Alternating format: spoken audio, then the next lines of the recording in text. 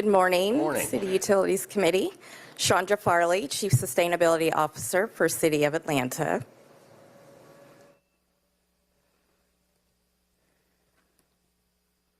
There we go.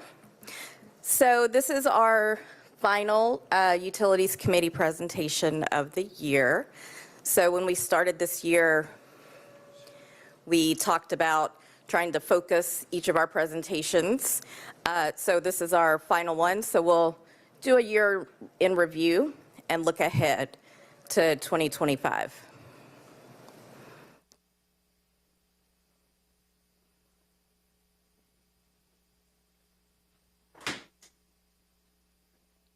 Great.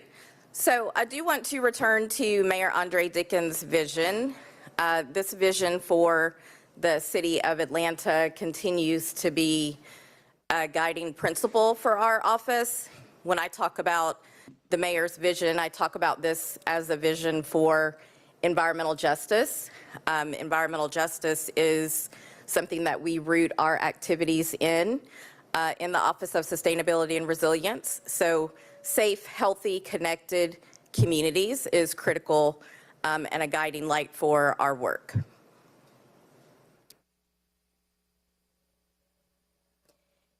And this is in our charter for the office. So we continue to focus on science-based analysis informed by the community. So these have been and continue to be our sustainability and resilience goals for the city. A few of these, 3 of these are those that have been carried forward. For instance, the 100% clean energy goal was adopted by City Council in 2019. That continues to be one of our guiding goals, but we have a couple of new ones here. And new as in updating the goals, which is something that our office has been focused on over the last year. Progress verification. How are we doing? What do we need to be measuring? So I'll take you through each one of these goals and focus on where we are and what we're going to do next. So our 100% clean energy goal, we continue to advocate for the 3 primary pathways for us to reach this goal, which is to reduce our energy use as much as possible at the city.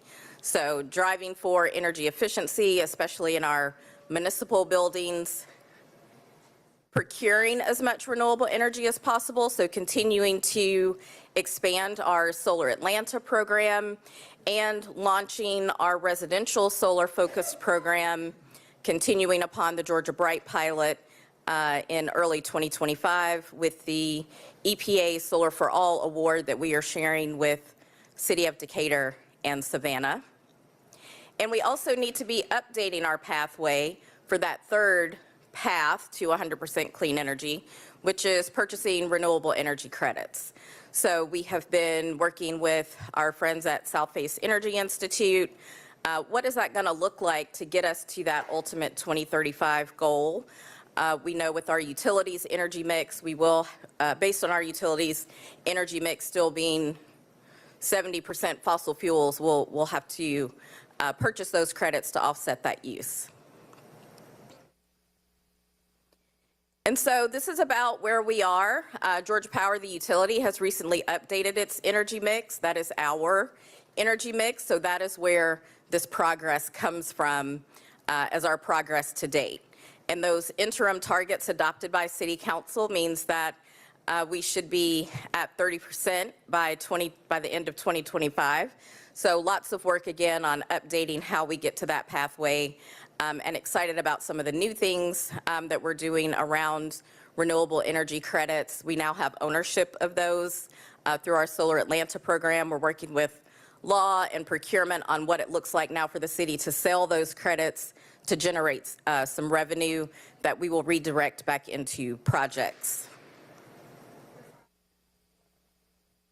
So our next goal is a new one, thanks to Mayor Andre Dickens for adopting this goal and bringing it forward, is focused on our most energy burdened households. Atlanta still continues to be in the top 3 or 5 in the nation for energy burden. That means people in the city of Atlanta are paying 10% or more of their monthly household income towards utilities. This also continues to be a primary driver of displacement for the city of Atlanta. So when we talk about housing affordability, the mayor's goal to also preserve affordable housing in addition to building it, it's critically important that we are thinking about utility affordability right alongside housing affordability. So we will continue to expand our Weatherize ATL program. We've brought on a new partner for Weatherize to help us continue with that program, Partners in Action for Healthy Living. So we'll be getting started to resume energy audits, and we've also increased the amount of dollars that we'll be able to spend on each household as we continue to spend down those American Rescue Plan Act funds. As I mentioned, next year, probably end of Q1, early Q2, we'll be launching the Solar for All initiative. Those dollars, yes, are focused on solar, but we'll still have some dollars focused on enabling upgrades, which means like weatherization, energy efficiency, all the things that homeowners need before they're really able to go solar. So we're excited about that. And energy burden is a function not just of utility cost, but also of people's income, right? So we want to make sure that we're connecting residents to careers in clean energy.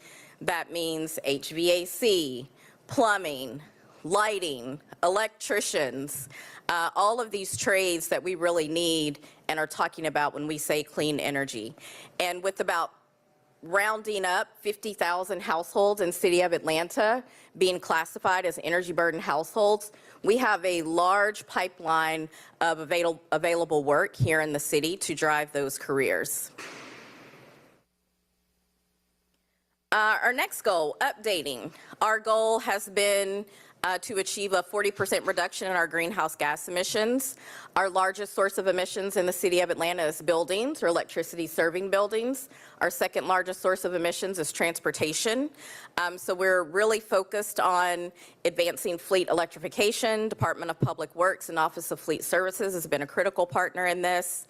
And also adopting science-based targets. So related to the reporting that we do every year to CDP on our greenhouse gas emissions, they are asking all cities, companies, groups that report through this initiative to make sure that they have the most up-to-date targets. So we will be adjusting to a goal of about 56% reduction in emissions by 2030. So as we are going through that process right now to have that goal verified by the reporting agencies, we'll be making an official update to that goal in early 2025. Also updating, we have had a goal to provide fresh, affordable food access within half a mile of 85% of Atlantans. I've talked about this before, and we were having a conversation, maybe getting ready for something, and the mayor's kind of like, well, what about the other 15%? And we were like, well, yeah, you're right. So we've updated this goal to provide fresh, affordable food within half a mile of 100% of Atlantans by 2030. A lot of this work and advancement towards this goal is being driven by the deployment of just about $1 million that we received to advance food insecurity work through American Rescue Plan Act funds. So our urban agriculture director, Jeolu Baiwu, has been working with local farmers, urban agriculture groups across the city to do micro grants for urban agriculture. So we're really excited about that. We're also developing the city's first comprehensive food systems plan. So we're excited about that work, and that's really going to focus on those food access points. Groups have been going out ground truthing the data, because when we say within half a mile of fresh, affordable food, we don't want that to be like, okay, people live on this side of I-20, but it is half a mile on this side of I-20, but if you don't have a car or safe transportation, you're not really able to access that food. So those are the kinds of things that we are looking at with that goal. And looking at composting. Through USDA, we have been awarded some funding to work on a compost food waste reduction grant. Composting, particularly municipal composting, at city scale is kind of like our final frontier for sustainability and climate resilience in the city of Atlanta. So we're really looking forward to getting started on what that could look like and maybe some municipal scale composting pilot.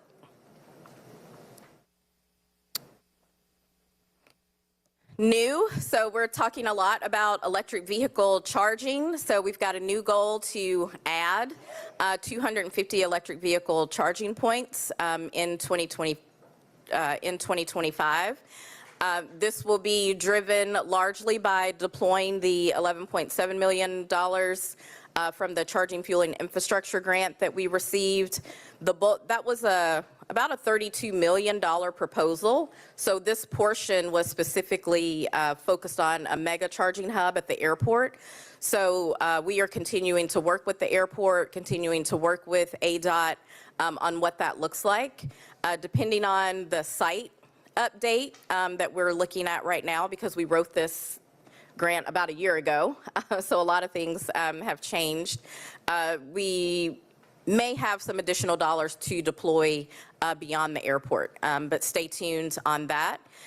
We're continuing to expand fleet and city employee charging. There's an active project happening in the Government Center parking deck right now, which we're really excited about, which will add some EV charging. That project should be wrapping up maybe by Thanksgiving.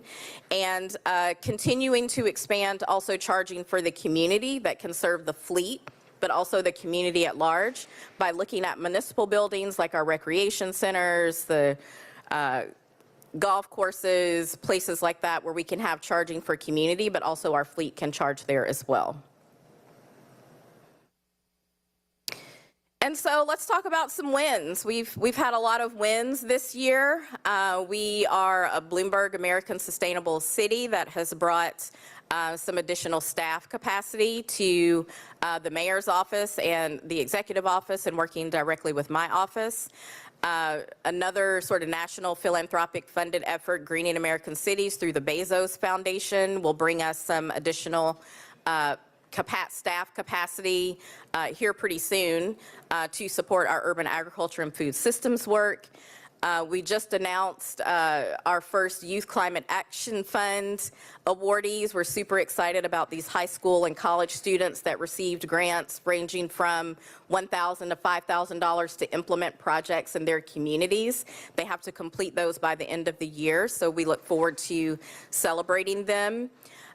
Some great federal wins. I talked about the Compost Food Waste Reduction Grant, Solar for All, Energy Futures, Energy Efficiency Conservation Block Grant funding. So, you know, few million, tens of millions of dollars we've been able to receive or be awarded.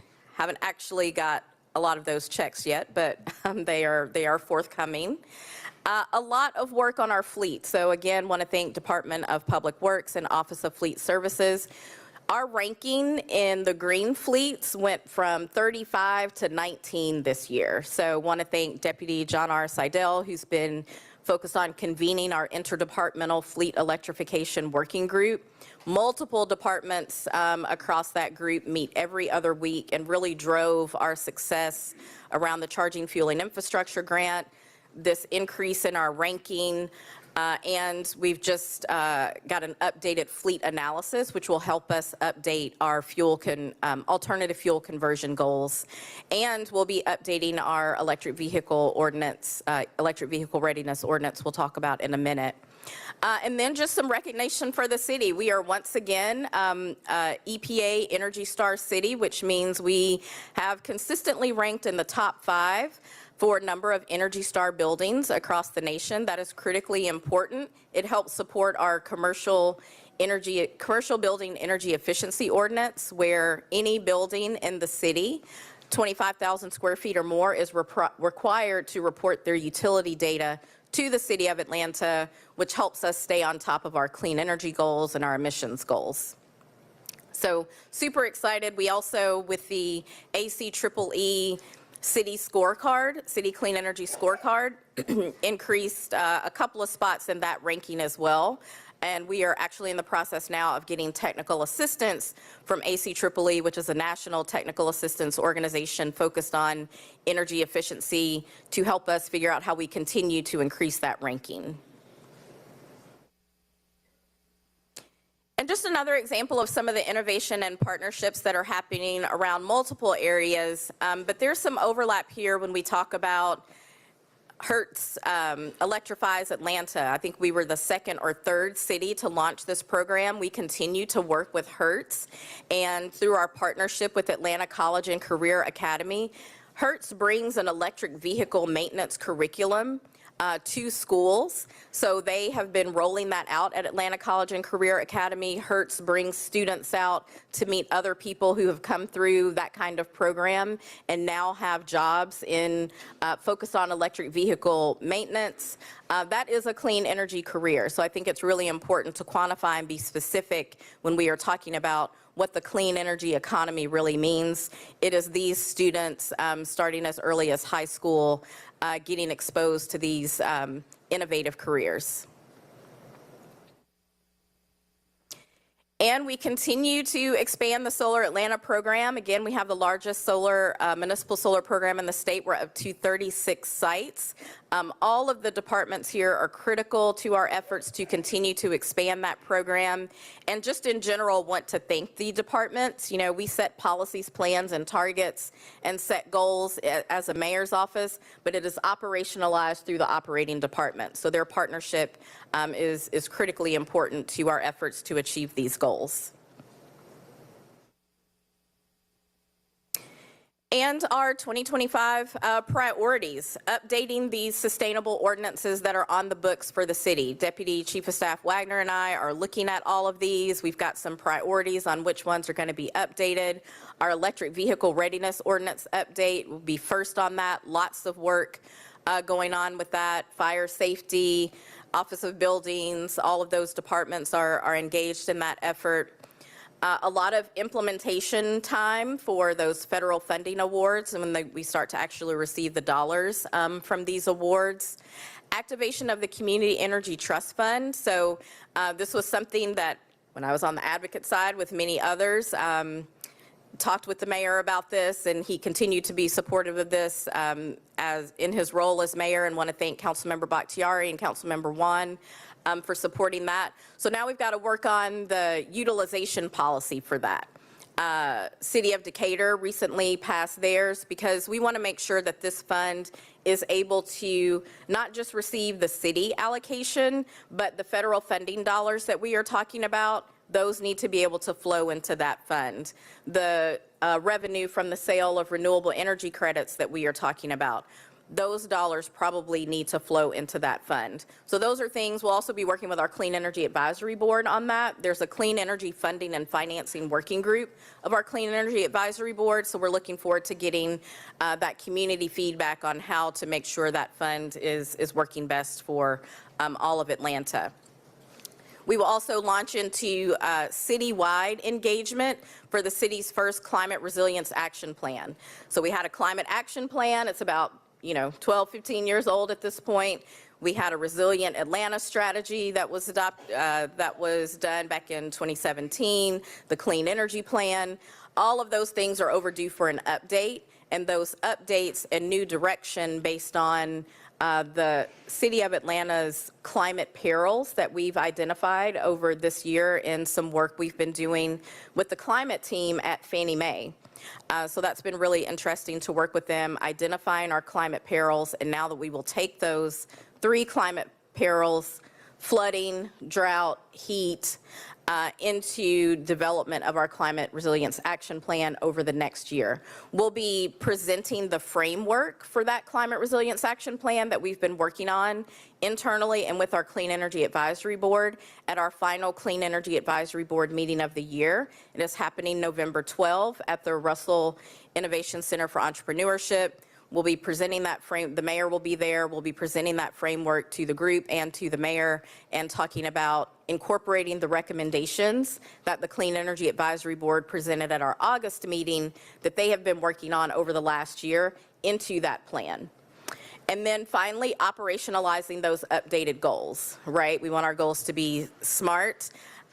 We want our goals to be achievable and measurable, and are excited about making that happen. And that should be the final slide. And if anyone has any questions, I will leave this slide up of my incredible team here in the Mayor's Office of Sustainability and Resilience that we couldn't do this work without. Thank you. Thank you. And the first speaker is Councilmember Shook. Just a few clarifying questions. You know, one thing it might be helpful for you to do in future reports is show us where you are now currently towards, you know, the various goals. I mean, you know, you let us know we want to be here by 2025, here by 2035, et cetera. But then the obvious question is, well, where are we now? So if you could include those, that'd be good. So did I hear you say 35% of Atlanta's households are energy burdened? Or was it a different number? No, I said that we're about usually in the top 3 to 5 Right. in ranking nationally for energy burdened households. Right. So what percentage of our households would you estimate to be energy burdened? Well, that works out to about 50,000 households. That's about what I was. I guess here's the relationship I'm trying to uncloud. So most people, I guess, would say that we have 20 to 25% of our households are at or below the poverty line. So it could be that a higher percentage are energy burdened because it could be that utility costs some months have to take a back seat to, you know, medication, transportation fees, rent, et cetera. You know, if you could give me go back and find a sharper number of how many of the percentage, you know, that'd be helpful for me. So again, we've got a goal of a 40% reduction in greenhouse gases by 2030. I'd love to know where we are today towards that. And then obviously we're not the only city that's, you know, has this aspirational goal of being 100% clean energy by whatever the date is. I'm sure every county and city has probably adopted that. Do you know, are there models you see where some of these very aggressive 20 or 30-year goals have been or are actually being met? I assume there's a lot of people with the same experience as we are, which is progress, but we're not where we want to be. Yeah, so I would say for the other Georgia cities, which we loosely call our Georgia Local Governments Coalition, this is Atlanta, City of Decatur, DeKalb County, Athens, Clarke County, Savannah, Columbus is probably coming soon if they haven't officially. This is why we all work together to intervene together in front of the Public Service Commission during the Integrated Resource Plan process, because our energy mix is Georgia Power's energy mix, right? And so one of the things that we are figuring out and have been doing related to our Solar Atlanta program, just with our partner Cherry Street Energy over the last couple of weeks, is can you confirm that all the solar that we are putting on our buildings is on top of Georgia Power's percentage, or is it included in what Georgia Power is counting in their 13% of solar? So what we did just recently confirm is that it is on top of. So that is one thing that we and Savannah, who has a similar municipal solar program, will be able to talk about. But for Georgia, it's a pretty high bar because of, you know, just the amount of fossil fuels that are still in that energy mix. So this is why it's so important for us to work together. Also, we came together on that Solar for All award, so we're not just focused on our municipal use, but also residential use. We also collaborated Atlanta Decatur on an Energy Futures grant to look at some more innovative things like virtual power plants, what possibilities are there related to microgrids. We're looking at battery storage. So all of those things for Georgia are what we're looking at. We can look at other places, but because energy decisions are made locally, we've got to, our bar is what we're doing across the state in Georgia Power territory, not even for the other cities that, like East Point, which is a municipal utility under MEAG, or Snapping Shoals Electric Membership Cooperative. We're all a little bit different in how we have to achieve our goals. All right. Well, thank you. And it's always good to be reminded that we're not going to get there solely on our own. Right. That would be impossible. Yes. All right. Thank you, Mr. Chair. Thank you. And our next speaker is Councilmember Wong. Thank you, Mr. Chair. And Mr. Shook, that's the perfect segue into my comment. I just want to thank you for your presentation. And while I know that sometimes when we pass our aspirational goals in terms of the clean energy goal, it does matter. And I just wanted to share with you, you may be aware, but Emory University right now is working on its 10-year sustainability visioning plan. And it was interesting once they started showing all the slides that Atlanta's goal was the North Star, and it was how does Emory work towards that, since Emory is in the city of Atlanta now. So I just want, it matters. I mean, folks are watching, and we, to the extent that we put a peg out there, yeah, we can't do it alone, but it's nice to know that there are institutions in Atlanta that are watching and aligning with the work that we're doing. So just want to thank y'all for your just persistence.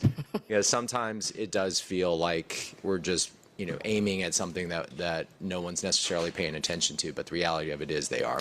So thank you. Thank you. Any other questions from my colleagues? We've been joined by Councilmember Andrea Boone. Councilmember Boone has a question. No. Also been joined by Councilmember Matt Westmoreland. I have two questions, and the first one is around Lake Charlotte and the carbon preservation. I didn't hear that in this report. Where are we on that? Yep, so that is related to that third pathway that I spoke about, purchasing energy credits. Lake Charlotte is specifically carbon credits, so we're working with, when I say we're working with law and procurement on what is the process for the city to now sell those credits on the market. That is where we are in that process. But also right now at this time, we've been working with Parks and Recreation on adding sites to that program. So we have 4 sites that will be going through that process soon to get added into that program. So at the same time, while we're trying to figure out the process for the city to actually make the sale and receive the revenue, we are actively trying to expand the program. So there should be some legislation probably coming before City Council before the end of the year to add those buildings, and a final answer on what the process is to sell those credits and receive the revenue from them. And I asked that because I've been sent some information from cityforestcredits.org. Yep, And that's so- who we are working with.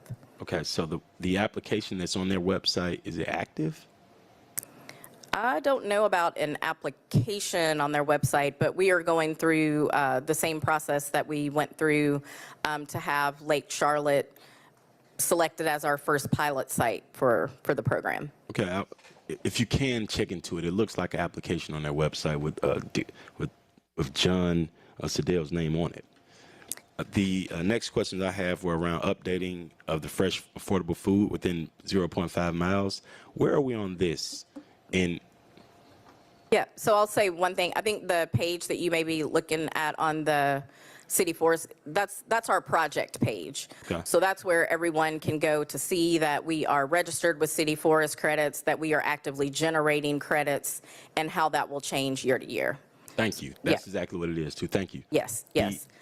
On the fresh foods, I just want to know where were we on it, because I know we opened up this weekend we opened up a container shop at Pittsburgh Yards, the Bloom site, and I'm extremely excited about that. But where are we on bringing in more to the city of Atlanta? Yeah, love Nourish and Bloom. Super excited about our ability to work with them, and that's a really exciting model that they have. So at the end of 2022, we were about 75% towards the 85% goal. It was at that time that we really started to look at that goal to see, okay, how are we really measuring that? As you know, or for everyone's awareness, our Aglanta program is a partnership between my office, the Mayor's Office of Sustainability and Resilience, and the Department of City Planning. So there's been a lot of update happening on how we're permitting the Aglanta sites for local growers, volunteers going out with the Aglanta team to ground truth that data from our fresh food access map. So that map is being, working on being updated. So I would say as far as where we are, I would stick right now to about 75% of the way towards, but as we're working on those updates and creating the city's first food systems master plan, we'll be able to start being more clear about what that goal is, what the progress is, and how we're talking about it.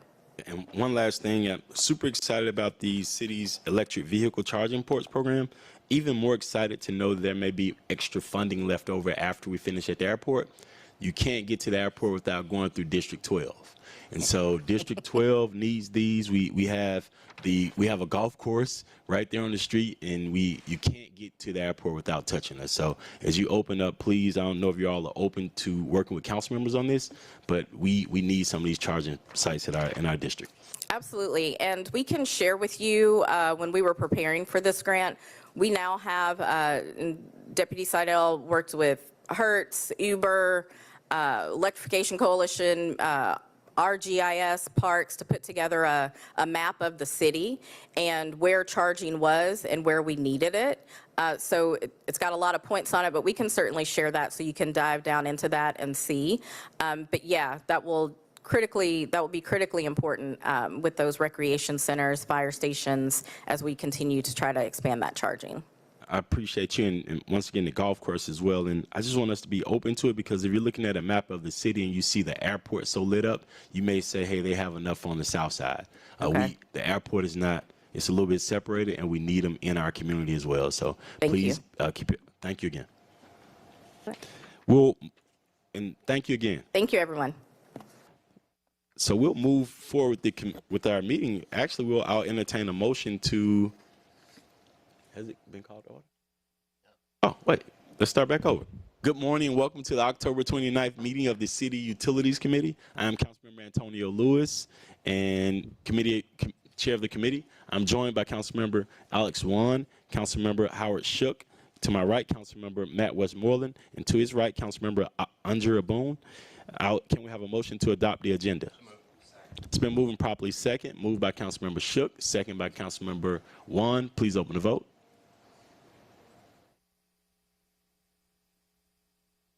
The vote is open.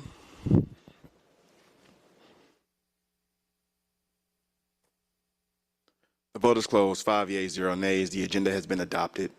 Can we have a motion to approve the minutes? It's been moved and properly second. Moved by Councilmember Shook, second by Councilmember Wan. Please open the vote. The vote is open.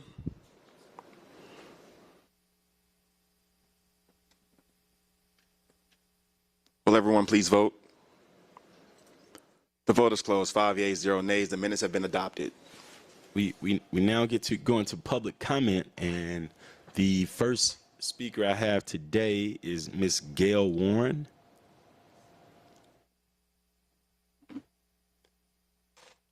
Good morning, Ms. Warren. Good morning. First, I'm a little nervous because I've never done this before, but thank you for allowing me the opportunity to address the council this morning. I'm here basically to seek your direction and guidance of where do I go from here. In January of this year, before the water main breaks became the top story in the local broadcast news, the water issue affected the Handy Park community in Collier Heights, specifically on Handy Drive. We had just brought my mom home from rehab, the hospital stay, and a neighbor called to see how she was doing, but basically asked her if her water pressure was low. At that point, it was not. That was on a Tuesday. That Friday, my mom went back into the hospital. Fast forward a week later, I returned to her house to find that there was a lot of disruption at the top of her driveway. Now, mind you, my mom's house sits low off the street. There's a retainer wall and a very steep driveway going down to her home. But we had, I got there and there was a lot of disruption at the corner of the house and everything. And, you know, like dirt being dug up and all that. So I went further down into the driveway and noticed that bricks had fallen down off of her house. The carport actually had dropped about 6 inches. So going up, I had to step up to go into the back door. And then I further went down into her basement and it was flooded, nearly 2 feet of water. But we had a maintenance thing in position to drain the water out. So that pump did its job. It moved all of that water out. But you can see on the walls where the line of the red water was. I mean, the water, how far it got. So immediately we contacted the city and they brought back, I found out later that Friday night that they had been out there working and to repair water mains. So they immediately came out and brought a restoration group out, drained the basement, you know, pulled out everything that they couldn't salvage and discarded it. That was that Saturday night. So about midnight, we were still working, and then it went on in Sunday and Monday, et cetera. So fast forward, we submitted a claim in February and been back and forth talking to them, and the communication is very lax. So I'm very disappointed in their response and their failure to respond. We've been talking to Sheree Singleton, John Woods, as well as Gwen Burns. So I'm really disappointed in the way they handle things there. So I'm not sure if I'm in the right place to even discuss this, but I think you are. And my time is up. No, your time isn't up. I appreciate you for coming down. I just want to make sure we're able to help you right now. Okay. And so we have the Assistant Commissioner Reggie Williams in the back and Wells in the back. I apologize. And if you can try to work with Ms. Warren to try to come up with a solution, or at least start working with her if possible. Yeah, but I just wanted to say that I wanted to thank Councilman Hillis and his staff and office for even escalating, because in July they came back and flushed the hydrants out. The water came back in and the basement flooded again. So again, you sent another restoration group out to drain the water out, and at that point, we totally lost everything. You know, a lot of personal effects, which I know are probably not important to other people, but they were important to us. You know, a lot of things that my mom and my stepfather's was in there because we had a finished furnace basement. So everything is totally gone. And so earlier this month, 2 weeks ago, actually, we received an email communication. We thought we were going to get a call. We were waiting on a call, but an email communication that stated basically that because of Ordinance 3633.5, we did not meet the requirements. I'm not sure. And then in that same communication, to go ahead and contact legal representation. I'm a native of Atlanta, just like my mom. I don't want to sue my city. So I want some sort of resolution to this. I'm happy that the watershed department has been working with you. I'm happy that they got out there that night and they drained it. I'm happy they did that, and I'm even more happy that Mr. Wells is walking over to you right now. Okay. 'Cause I know we're gonna try to come up with a solution. And I hate that you're going through the situation that you're going through. I'll tell you, water pressure in our city is down, was down, and has been down in different areas. I've legit been working with one department in Chairman Food. We've been monitoring the water pressure in Southwest Atlanta and Southeast Atlanta since the water main break, and so we've been able to see it rise and go down, but we're fixing it as best as we can right now. I understand. And it's not so much the personal effects and stuff that's done. Structural damage has been done to the house. We're just asking to repair it and get it back to where it needs to be. And I think Mr. Wells is going to get everything we can do as a city. Okay. Thank you again. Great, thank you. The next speaker is Ms. Denise Sharpton. And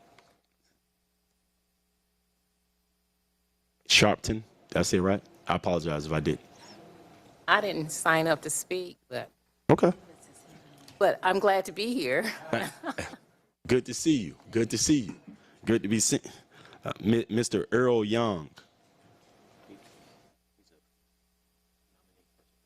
Morning. How are you, Mr. Young? Doing great. Good morning. So actually, I think you're a nominee today for something. So you're not going to speak right now in public comment. We're going to bring you up when we nominate you for the committee that you're supposed to be sitting on. So I think this sheet you shouldn't have signed up on, but we'll take care of you right after this. I appreciate you today for coming in. Thank you All again. right. So that's the end of public comment. Mr. Johnson, so can we Mr. Chair, we have one more presentation. It is Drinking Water Renewal and Replacement Program update. So what we want to do, we do have one council member who's about to. So we want to make sure we keep our quorum and want to see if we can take that at the end. Okay. Okay. So that takes us to Section G, Communications. Item number 1, 24C 5128. A communication from council members Marcy Collier Overstreet, District 11, and Antonio Lewis, District 12, appointing Mr. Delvin Davis to serve as a member of the Water and Sewer Appeals Board. This appointment is for a term of 3 years. And Mr. Davis isn't. Oh, that's my. Come on up, Mr. Davis. Back there looking inconspicuous. I almost said you weren't here and I was going to speak for you today. No, I do apologize. I was hiding in the back. I apologize. So, Mr. Davis, tell us why you would like to serve on this committee. Well, one, thank you all for having me this morning. Appeals Board. Apologies. Appeals Board. Thank you. Well, again, thank you all for having me this morning and bringing me in front of you all's committee. It's an honor to be here this morning. I think it gives me a sense of civic duty at the grassroots level to be able to participate in the process. So I think that's my biggest reason why I would want to be on this particular committee. The appeals process is extremely important, so it's extremely important to have people on the committee who can identify as well. Can you tell us a little bit about yourself? Well, I was born and raised here in Atlanta, like my mother before me and her mother before her, 6th generation Georgian, APS student, K through 12, Gideon's Park Sterile.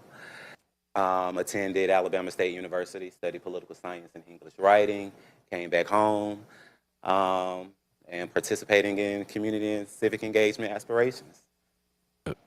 Anything from my colleagues?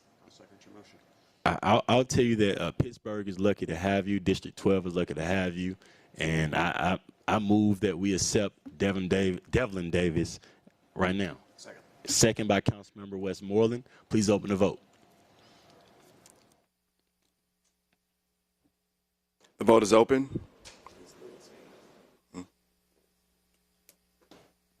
The vote is closed. 5 yeas, 0 nays. This item is found favorable. Congratulations, Mr. Davis. Thank you. I appreciate y'all. Thank you. Yes, sir. This takes us to item number 2, 24C 5129, a communication from council members Howard Shook, District 7, Mary Norwood, District 8, and Matt Westmoreland, Post 2 at large, reappointing Mr. Earl Young to serve as a member of the Water and Sewer Appeals Board. This appointment for a term of 2 years to begin retroactively on October 1st, 2024, and expire September 30th, 2026. Mr. Young, can you tell us a little about yourself and why you want to serve on this board, why you want to be reappointed to Well, this this will board? be my third time to serve on the board. Amazing. So I'm re-upping again. But I'm retired from Bear Stearns. Sold a lot of bonds for the city of Atlanta and the state of Georgia and other municipalities. But I just, at my stage of life, I enjoy volunteering, and I've enjoyed working on this board, enjoyed working with the great people that serve with the city of Atlanta and do such a great job of organizing all the meetings and everything and preparing for people to come and have a chance to get adjustments on their water bills that they have that are high. So it's been a lot of fun. I volunteer for a lot of other organizations, Chastain Park Conservancy, my church, Peachtree Road United Methodist Church with Matt over there. And so anyway, it's just good to be here and hope I get nominated. Anything from one of my colleagues? Mr. Shook, you got anything? Thank you for your service rendered and service that you are about to render again. Okay, thank you, Howard. It's been moved and properly second, moved by Councilmember Westmoreland, second by Councilmember Boone, please open the vote. The vote is open. The vote is closed. 5 yeas, 0 nays. This item is found favorable. Mr. Johnson, before you move forward, I just want to say something about that. It's amazing. That's one of my favorite parts of being a city council person, getting real people from the city or in the city to take care of the city. So super thankful for you all to donate your time and take this serious. This is a big deal, and you're helping people. When you see Miss Gail Warren come in today and talk about her water issues, she gonna come see you out one day. So thank you again for this. Mr. Johnson, please proceed. This takes us to our consent agenda. Section H, ordinance for first reading. Item number 324-01595. An ordinance by City Utilities Committee authorizing the Chief Financial Officer to amend the FY 2025 Water and Wastewater Renewal and Extension Fund budget, an amount of $30 million to transfer funds from watershed reserves for appropriations and add funds to the sanitary sewer repairs project and for other purposes. Item number 424-01596. An ordinance by City Utilities Committee authorizing Chief Financial Officer to amend the FY 2025 Water and Wastewater Renewal and Extension Fund budget in the amount of blank to transfer funds from watershed reserves for appropriations to add funds to the Custer Avenue Multi-Benefit Capacity Relief Project and for other purposes. Item number 524-01597. An ordinance by City Utilities Committee authorizing the mayor or his designee to waive the competitive source selection provisions contained in Section 2-1187 of Article 10 of the Procurement and Real Estate Code of the City of Atlanta Code of Ordinances, as well as any other conflicting code provisions to execute the First Amendment to cooperative agreement listed herein, utilizing the source well contract number listed herein with United Rentals North America Incorporated on behalf of the Department of Public Works to extend the term of the agreement for a period of 12 months, retroactively effective from August 28th, 2024 through August 27, 2025, an amount not to exceed $125,000.00 to ratify services rendered in connection with the cooperative agreement with United Rentals North America Incorporated, as agreement number listed herein, utilizing the source well contract number listed herein beginning August 28, 2024 through the execution of the First Amendment and for other purposes. This takes us to our regular agenda, Section I, ordinance for second reading, item number 6, 240-1556. An ordinance by City Utilities Committee authorizing the Chief Financial Officer to amend the FY 2025 Water and Wastewater Renewal and Extension Fund budget an amount of $7,084,227.48 to transfer funds from watershed reserves for the appropriations and add funds to the Sewer Group 5 Capacity Relief Peachtree Creek West Side Project 2A and for other purposes. And Mr. Wells is actually taking care of someone else. If any of my colleagues have any questions about this, so it's been moving. I'll second it. It's been moving properly second. Moved by Councilmember Wan, second by Councilmember Lewis. Please open the vote. The vote is open. The vote is closed. 5 yeas, 0 nays. This item is favorable. This takes us to Section J, resolutions. Item number 724R4308.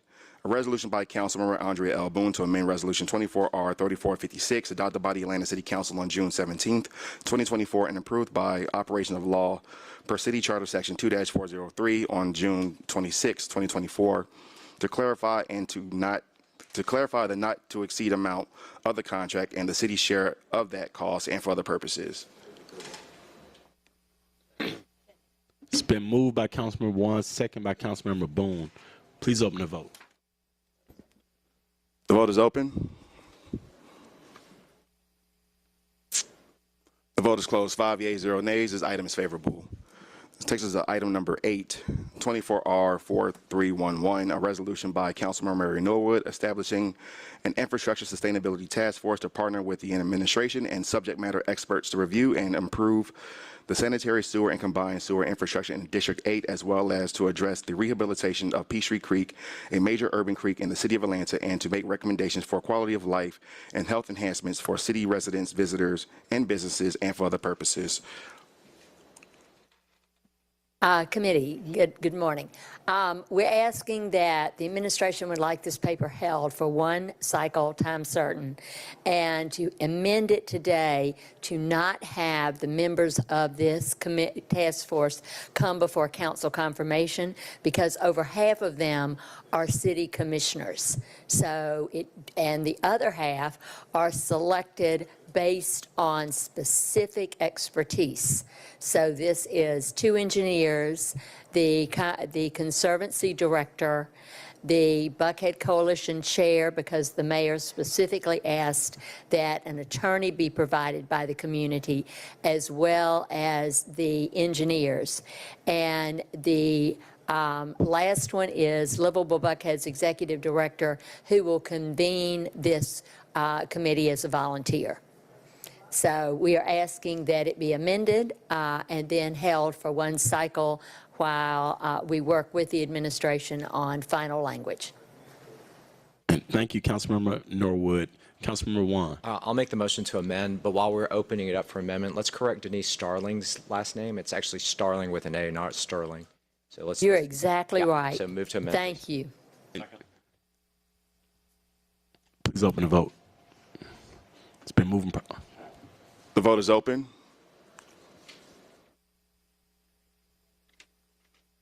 The vote is closed. 5 yeas, 0 nays. The amendment has been approved. Mr. Johnson, please open the vote. Move. It's been To hold for properly. one cycle time certain, please. The vote is open. The vote is closed. 5 yeas, 0 nays. The item is held in committee. Before we move forward, Councilmember Norwood actually called me about this legislation, and we spoke about it personally. And I told her I like this legislation. It's legislation I think we should mimic for the entire city. And I definitely want it in District 12, but it also would mean that the mayor would have to expand some of these departments. So I think that we're on the right page. We're going down the right alley. I think the council's about to lead the other side on this one, but I think we have to do it. Thank you again, Councilmember, for bringing this forward. Thank you, Chair.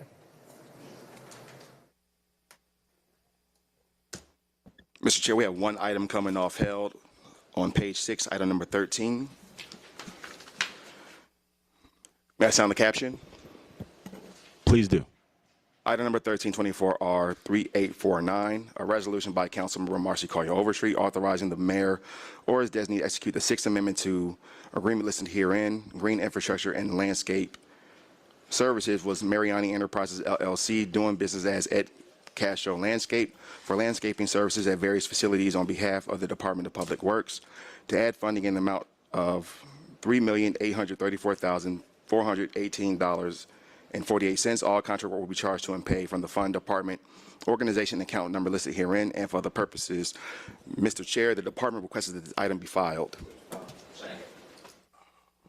Please open the vote, Mr. Johnson. The vote is open.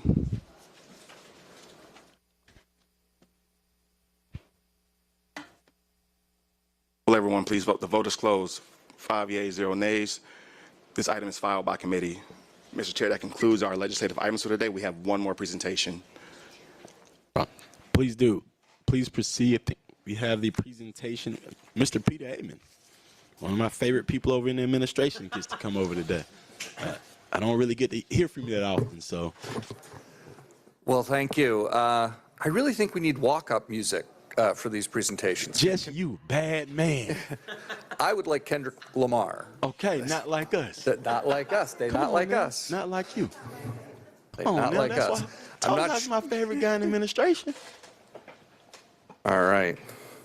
Well, good morning, Mr. Chair. I'm here to speak about our Atlanta Drinking Water Renewal and Replacement Program.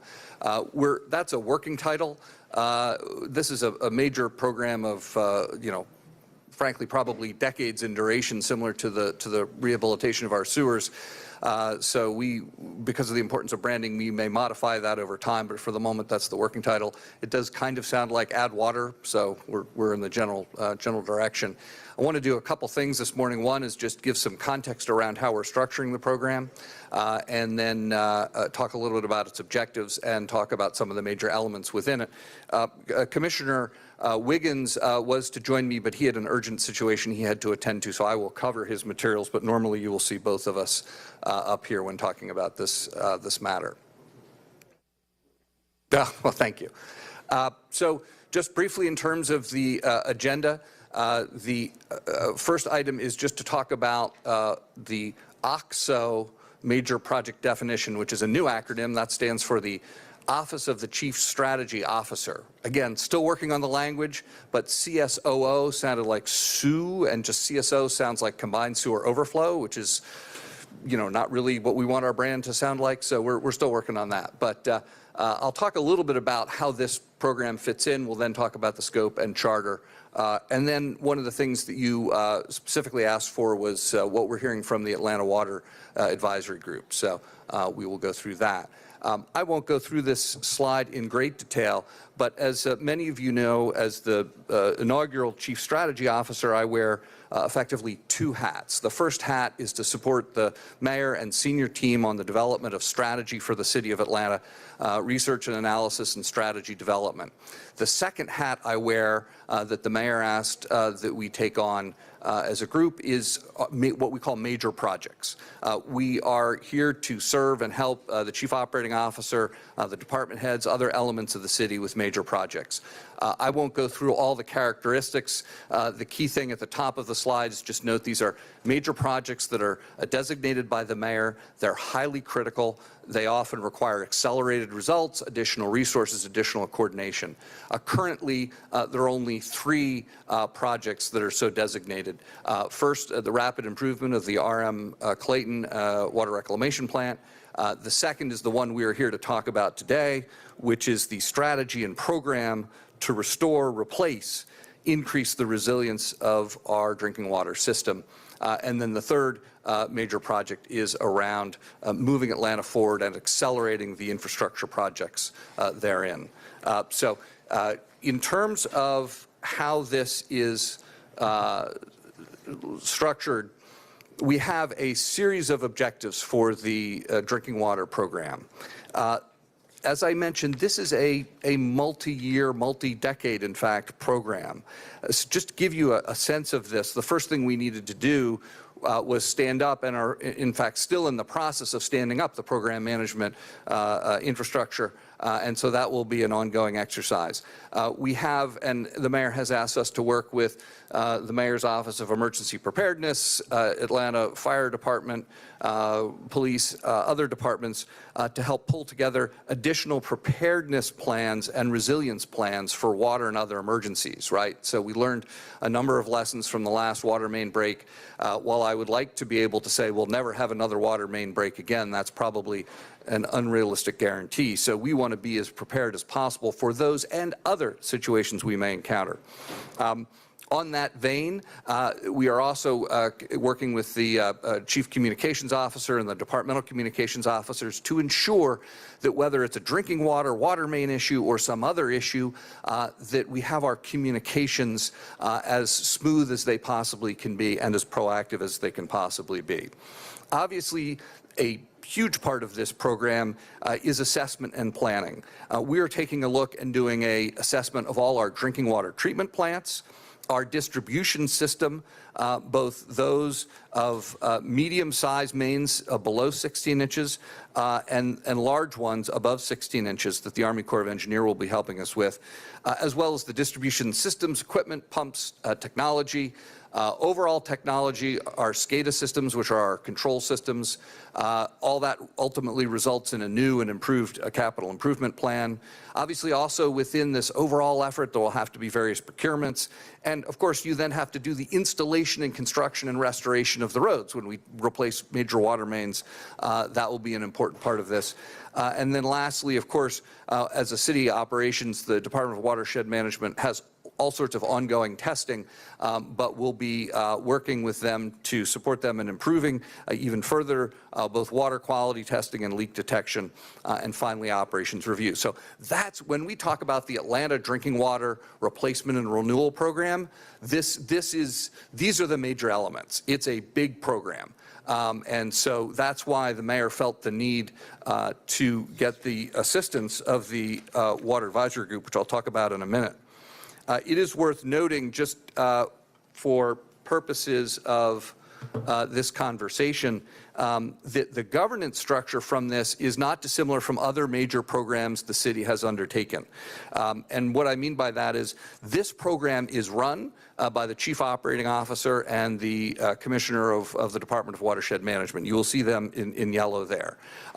Because of the magnitude of this program and the duration of it, we have established a steering committee under the direction of the mayor, and you'll see the functional leads of the different departments. Obviously, in my role as CSO, I'm on point to coordinate and to support the COO and the commissioner. But I just wanted to make sure that while we think about the drinking water program, we understand that it is fundamentally an operational issue and ultimately is implemented through the departments. That's a critical part of this.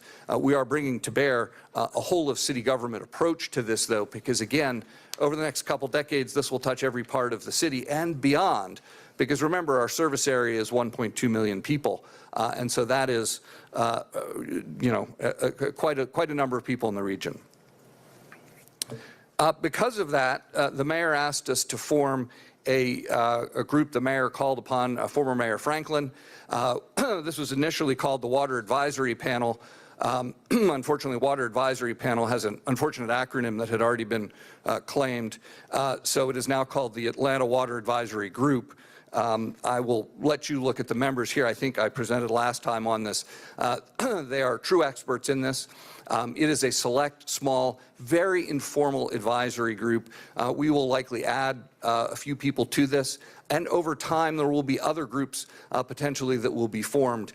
Certainly when we think about impacting communities and neighborhoods with construction, there will be other opportunities for more frontline involvement of communities and community groups. The specific question that was mentioned for us to address was, well, what has this group said? We've met 3 times now, and I'll just give you some highlights of the advice from this group of people who has really worked on projects of this magnitude. The first is we're planning for 100+ years, right? I mean, this infrastructure, these pipes, their scheduled life is somewhere around 75 years, but we know, frankly, because we have some that are well over 100 years now, we are building infrastructure for 100 years from now and beyond. So you have to recognize the magnitude of this program. As I said, this is a multi-decade program. This is probably a multi-billion-dollar program. Again, the best model or example to think about is the sewer consent decree program. And so when you think about that, you want to think about the growth and change of the city and region, change in human behaviors. We need to make sure we have the departments having the right structure and capabilities.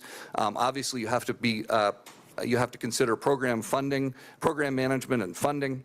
So there's a whole set of considerations anytime you are looking at a program of this magnitude. The second thing that was pointed out to us, which experts in water more generally know, is that a drinking water system is just part of an overall network. It's a complex network that includes both wastewater and stormwater. And so anytime you start working on large water mains, drinking water mains, you have to realize that it may have impacts on other infrastructure nearby. The third point that we don't often think about as a city, but is in some ways similar to our airport, our Department of Watershed Management and our things like our R.M. Clayton Sewage Treatment Plant, which is one of the largest in the Southeast, are a differentiator, are a competitive advantage for the city. At least they are when we do them well, right? And so that's why making sure that this drinking water system that serves 1.2 million people, that's why it's so essential that it be maintained in a top-flight fashion, which obviously we need to work towards. Which brings me to the fourth point, which is unlike most everything we talk about here, again, with the possible exception of the airport, we are serving the entire region. You will see listed there that we have both wholesale and retail customers outside the jurisdiction of the city limits. So we have a duty of care, a duty of customer service to these other regions. Obviously, we can fall into conflict if we're not providing them the service that they want and need. So it is more complex than your average situation because we have actually so many people in the system that are outside the city limits. There are a series of lessons from the sewer consent decree. I won't go through these in detail, but as you know, that program is on track and has been complimented widely in this country for its ability to address the issues that it was intended to address. And so we are certainly trying to both take the positive elements of the sewer consent decree program as well as any deficiencies and learn from them. One thing I would highlight, the sewer consent decree program, it may not have felt like an advantage at the time, but there was a federal judge and a consent order which required us to do all these things, and was monitored by a federal judge who had the ability to sanction the city in a variety of very strong ways, things like no more building permits, no more connections, and things like that. Really strong measures. The replacement of the drinking water system, you know, an objective and project of similar time and magnitude, does not have a federal judge or a consent order, and likely will not have one, forcing us to do our job.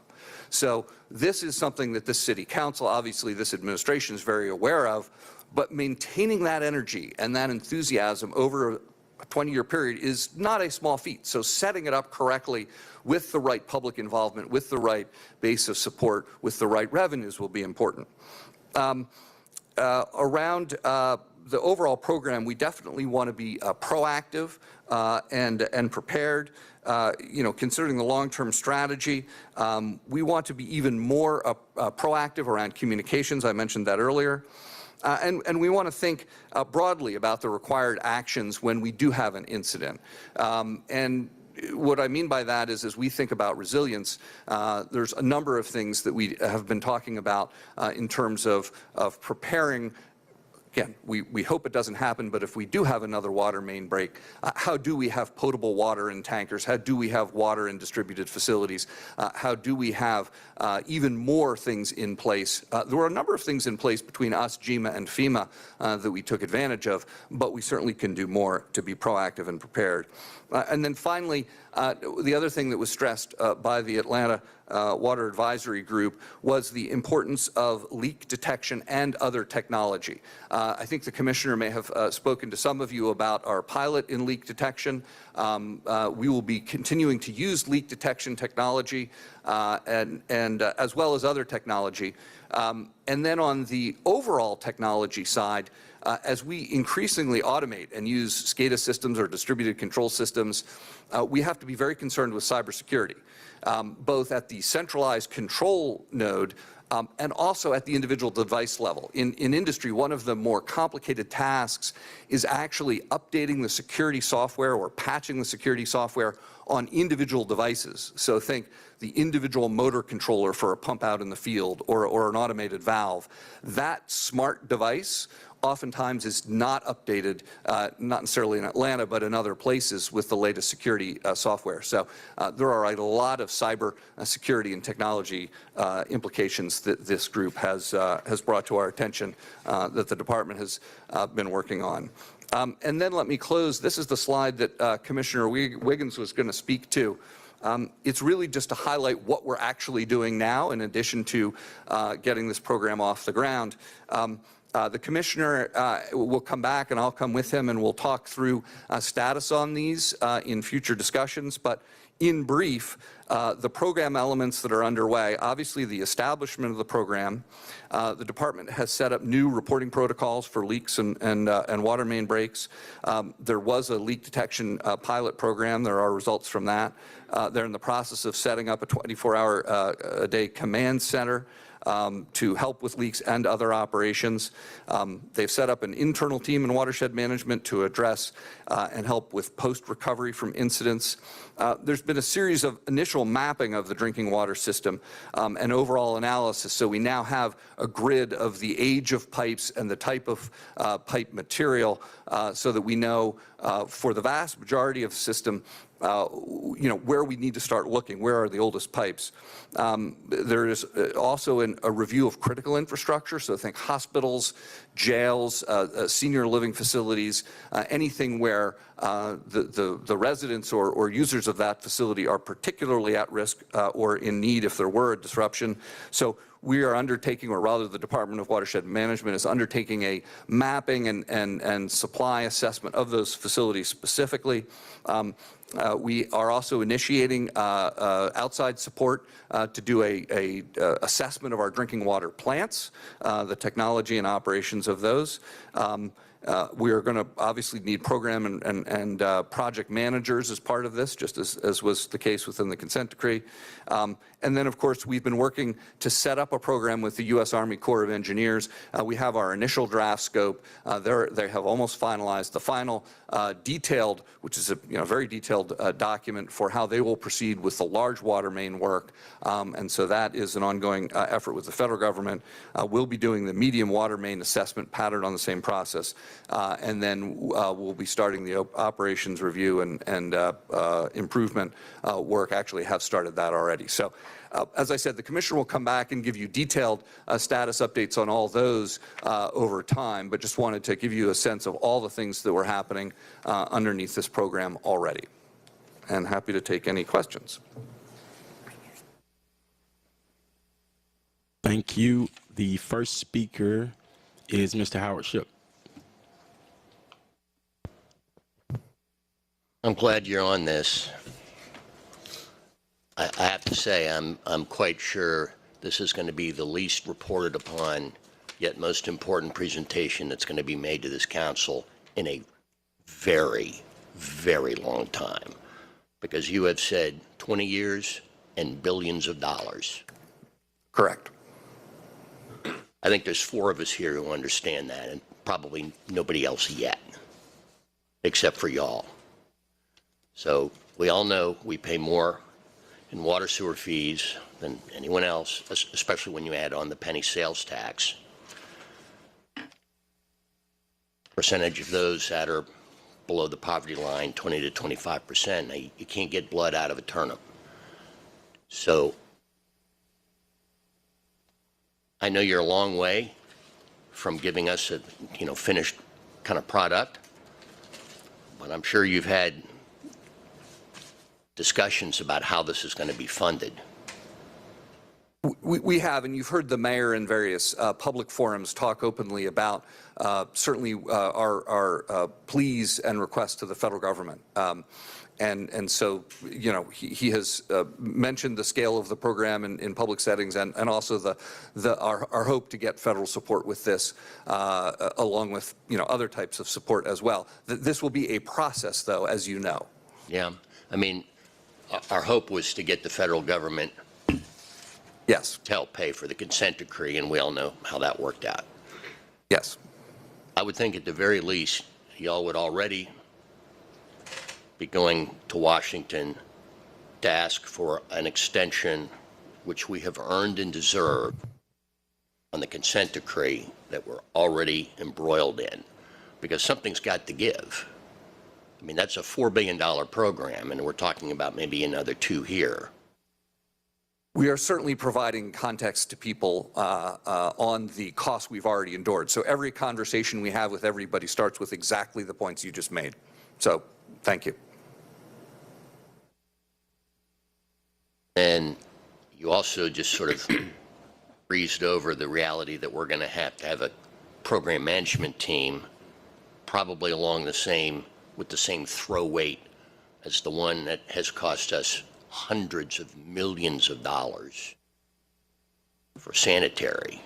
So where is the administration in terms of putting that together and funding that? At the beginning.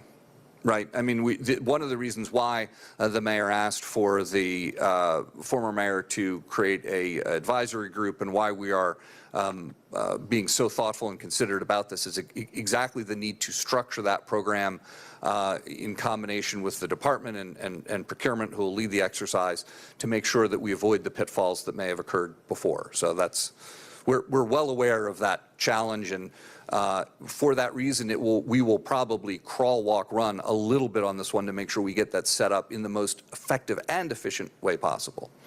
Well, and then just lastly,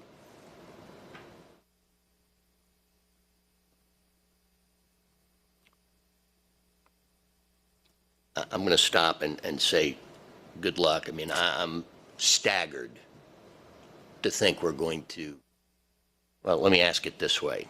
So we've paid billions of dollars to companies to do a better job than they have been doing for us. We've paid a lot of money in-house for people to do a better job than they've been doing for us. But we've paid exponentially more to other companies. We paid other people to exercise the damn valves. Is there any talk about actually reviewing our contracts and seeing what we should have gotten but didn't? We haven't had a discussion of that type of forensic audit, but we are looking, we certainly can have that discussion. What we are looking at, as I said, is areas in the past where there may be gaps in what we paid for or what we thought we were going to get and what we actually got. That is part of the process. You know, in medicine, they call it a morbidity and mortality review, right, where there is an unexpected death or an unexpected severe illness. These M&M reviews, I've actually had the advantage of sitting in on them, and they're a very clear-eyed view on what went wrong in the past. So we are going to try and do that with some of the past programs. Well, we're code blue water. We're not dead yet, to quote Monty Python. So. Well, and on that note, thank you. Okay, I have a few questions myself. Anything from? All right. So first, similar to what Councilmember Shook said, I'm super happy that you're on this full out. Looking at the Atlanta Water Advisory Group, I think a very strong group. But I will want to add in a few people like Southern Company and Atlanta Gas and Light. I mean, just companies that I know that are also still affected by this who can help out organizations. The governance, I was happy to see an org chart. It's been a while since I've seen an org chart of what things look like over there. And so thankful to see an org chart. I think Lily, I know Reginald Wells is going to be amazing for it, but Lily, if she's working with you, I know it's going to be amazing as well. Ms. Badali, if you could please I didn't want to say stand up. And this is our executive director of the Chief Strategy Officer. She has both extensive experience in the city of Atlanta, long-time experience, but also with Cox Enterprises and their Smart Cities area and a number of other private institutions. We also always wear the same outfit. And as a person who's gotten a chance to work with you, I know that if they're working directly for you, I know you did all the due diligence to make sure we got the best person we can have. We have, and she laughs at my jokes, which, I mean, I can't say that was a formal criteria. You seen I didn't laugh, though, right? No, I'm messing with you. No, I'm messing with you. I know. The next one was on the page in which you talked about exactly what the Office of the Chief Strategy Officer would do. The 3 projects are super happy to have you on those 3 projects.